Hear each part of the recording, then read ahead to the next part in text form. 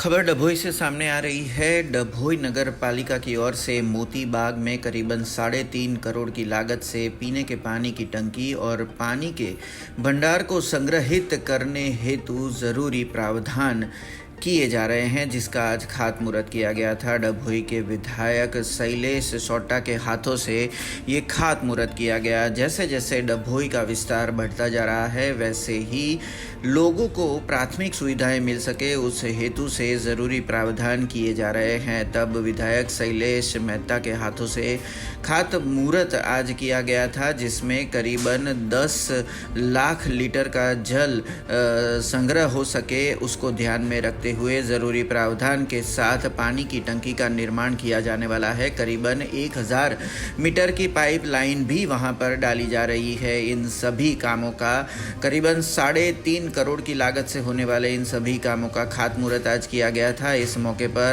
डभोई के विधायक शैलेश मेहता की उपस्थिति रही थी। साथ ही में डभोई के भारतीय जनता पार्टी के अध्यक्ष डॉक्टर संदीप शाह की भी उपस्थिति और साथ ही में कई पदाधिकारियों की भी उपस्थिति वहां पर दर्ज की गई थी। डभोई नगर ने पानी की समस्या ने ध्यान में लઈને सरकार द्वारा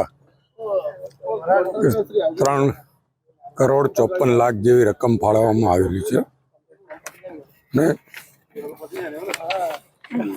આ રકમમાં 10 લાખ લીટરની કેપેસિટીનો સમ અને 10 લાખ કેપેસિટીની પાણીની ટાંકી અને સાથે 1000 મીટર લંબાઈની પાણીની લાઈન આ કામગીરીનું આજે ભૂમિપૂજન કરવામાં આવ્યું છે।